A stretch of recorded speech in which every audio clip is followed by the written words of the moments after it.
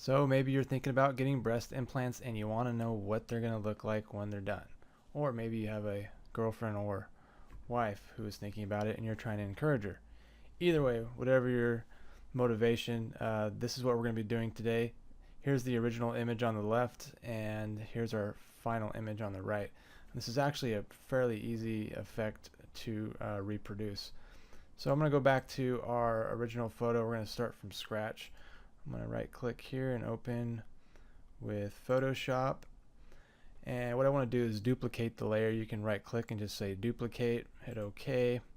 And we're going to keep that layer there as a backup and also to something to compare it to when we're done. So what we use for increasing the breast size is a filter called Liquify. It's under Filter, Liquify. And it's going to open up this window, and then you may need to check this advanced checkbox off to the right to get these other options. Under here you can increase your brush size. And the option that we want over to the left is the Bloat Tool. You can get there by hitting B.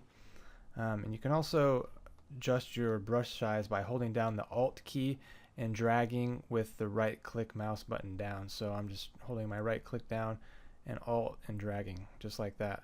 So I want to find a fairly size that's just a little bit larger than her breast, and then I just want to hold down left click, and it just slowly wants to just increase around the edges there. And then I want to do her left side. So the idea is not to have too small of a brush, or you're going to get some distortion. If I make it really small, I'm going to get these little distortions right there.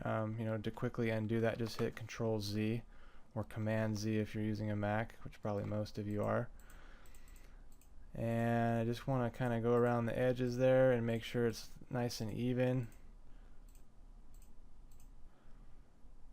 And I'm pretty happy with that. So what we're going to do is hit OK. And there we are. Now I just want to hide it here with this so I can see what the difference is from that to that. So we gained, I would say, at least a couple of cup sizes. So that's about it.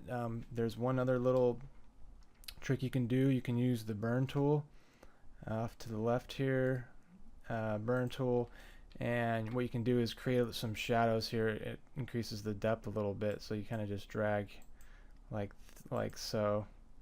And you want to turn down your exposure. It's by default at 50. Turn it down to about 32%.